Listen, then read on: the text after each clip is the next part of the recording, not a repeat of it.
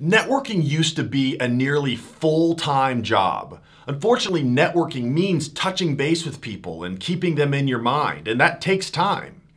You used to have to dedicate a good portion of every workday to it to be effective, but now, through the use of technology, we're able to leverage that and get 100 times the results by putting forth only a fraction of the amount of time and effort. Today, I'm going to teach you how to utilize that technology and how to take your networking to the next level. I'm Barron Cruz, and this is the Charisma Matrix.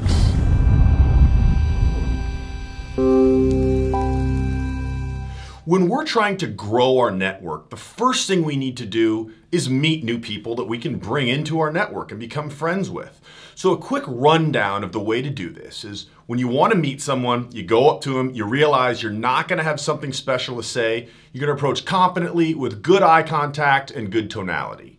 You're going to talk about something within the environment. You're going to say, I think one of my last videos used an ice sculpture. You say, hey man, how are you?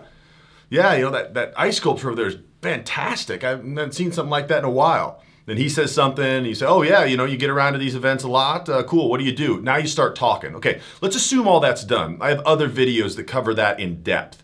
Now you've got a list of 30 people from this event, and 15 of them are worth keeping touch with. 15 of them are going to be worth your time that you may be able to do business with in the future. So how do we grow those relationships from some random dude like the other 100 that he met at the conference that he would actually go out of his way to help or be interested or excited to do business with?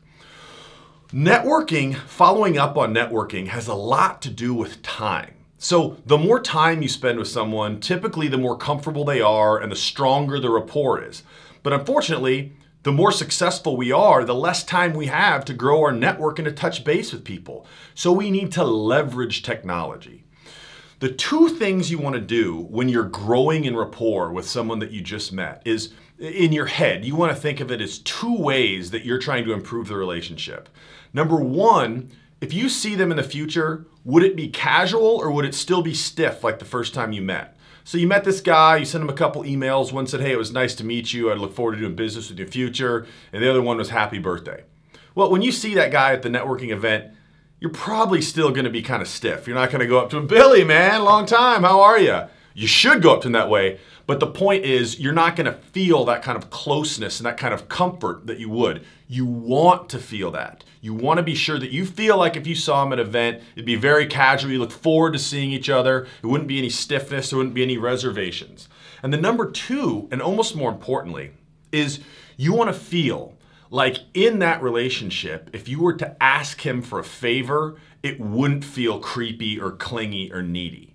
Because if you only touch base with someone a couple times after you met them and you immediately ask them for something, it's very, very poorly received. It comes across as not giving. It comes across, once again, taking energy, taking from the relationship. What can I suck and leech from this man? We don't want to be that way. So the goal is, once again, to use this technology to get to the point that when we see them again, it's nice and comfortable and you're excited to see them. And if either one of you were to ask the other person for a favor, it would feel natural to be like, oh, of course, Bill, yeah, what can I do for you? Not, oh, that guy. God, I think I had half a cup of coffee with him at the break and that's it. I don't feel like helping that guy. That's where we want to get. So the first of three, you're going to leverage email, but not in a sterile template kind of way that most people do. So most people will get on their CRM and shoot out an email that says, hey, Bill, nice meeting you at the conference. I look forward to doing business with you. So dry. I mean, you can't even barely get yourself to read those 2 lines on email before you want to take a nap.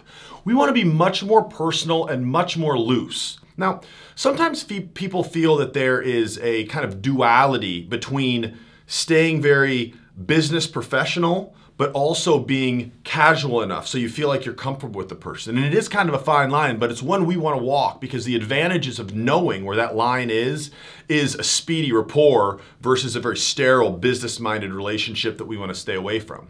So what I would encourage you to do is, do remember if at night at the end of the conference you want to write a few notes about some conversations you had, not something corny like kids. So you wouldn't want to send an email, hey Bill, nice seeing you at the conference. Hope Billy and Ann and Caleb are doing well. Well, it may be better than just saying nice meeting you at the conference, but it's still so dry. There's no emotion behind it. Everyone talks about kids.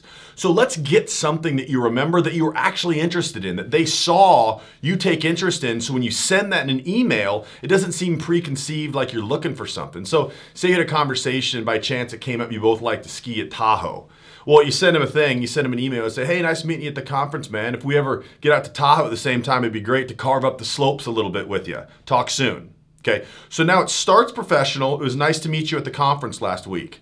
Then it gets a little more personal because you did have a little rapport. You had a conversation about some personal things. So you're gonna say, it'd be nice to get out to Tahoe and carve up the slopes. That loses a little bit of that very dry business professional syntax, but you're staying very professional. You're just making it more personal and putting a little emotion into it. So number one, use email, stay professional, but put something that's non-template, non-scripted, and has something to do with what you talked about. So number two is the proper use of text messaging. You know, they say the hierarchy of comfort that's needed to get to a phone call is email, text message, phone call. But I would argue sometimes that text messaging is even more personal and more personally intrusive than a telephone call. People use it usually with their close friends. It's becoming more prevalent in business, but that's kind of a fine line. So long story short, you don't want to jump into text messaging too early. However, text messaging does garner a certain amount of rapport. So if we can get there comfortably without being too in your face or moving too quick with this person, we want to get there. So kind of a nice way to do that is, say there's something that's somewhat time sensitive and you don't have your computer. So you send a text message, hey Bill, I don't have my computer, but I'm actually going to be in Tahoe with the family next weekend. Wanted to know if you were going to be out. Barron. Simple as that. There's a reason you text him, and because you didn't have your computer and because it's time sensitive, and he understands that and he gets a text message, it's all cool. Once he responds to that, then the text message barrier is broken open. And when you text them from then on out, it doesn't seem strange. It's so weird how that happens. But when you communicate through a new medium, once it's happened, it seems like there's no more weirdness and creepiness. So if you can couch that first message with a reason, didn't have computer, time sensitive, it doesn't seem creepy, and you're able to kind of skirt around that needed rapport to be able to text message people. Now, another application of text messaging is just sending funny jokes or pictures. You need to be sure that they're tasteful so you don't offend people, because a lot of times people think, oh, my friends would think this is hilarious, and they didn't know Bill, was a little more conservative than he let off at the conference, and maybe it doesn't even offend him, but maybe he just thinks, oh, that guy's kind of wild, out of control. I don't know if I would trust him in a business setting. So you want to be sure they're very tasteful or pertinent to what you know about the other person. So maybe you're like, man, I just saw this badass picture of Tahoe. Check it out. You send him a little picture. Or another good thing is you can send a text message, as ironic as that is, and talk about something that reminded you of the conversation you had. It's like, hey, my buddy actually just called me up. He said they got 9 inches of powder in Tahoe. Amazing. You getting out there this year? Just something that shows you were in their mind, because that's really what this is about. Rapport is built. The more time you spend, the more comfortable you get with people, but the more that you're involved in any kind of communication grows that. So email and text messaging are taking advantage of technology that we didn't have, obviously, 50 years ago. But let me talk about the implications. 50 years ago, you needed to go to the social hall, to play bingo, to rub shoulders, to bump into guys, to shake hands, to stay close, which is why they said you could only effectively network with like 20, 25 people. Now, with the proper use of email and text messaging, we are able to extrapolate that out 100-fold. As many text messages, as many emails that make sense to send, you can do it. And you can probably knock out, 100 of these within an hour if you have your stuff set up. And keep in touch and stay in the front of people's minds. So when you do have to ask them for something, it doesn't seem contrived. It seems like you're friends and it's natural.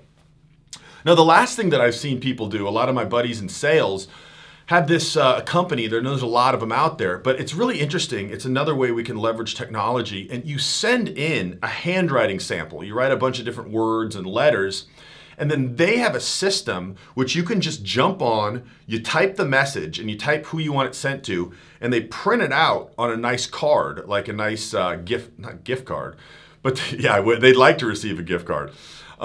They send it out on a nice postcard, and it looks like it's your handwriting, and it's like in blue ink, and it really does. It's amazing how effective this is.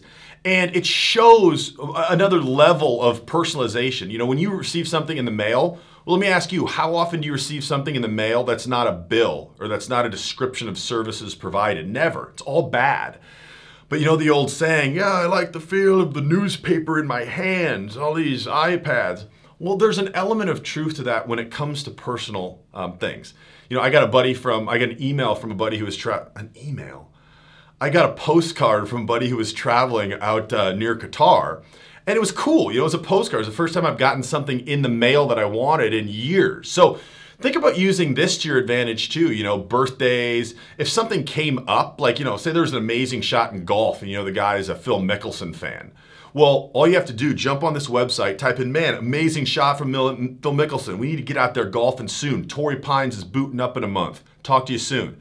Boom, click on it, send it. The whole thing took 5 minutes. Now this guy has a personal card that looks like it's handwritten and just shows a lot of effort, and that's really going to increase rapport.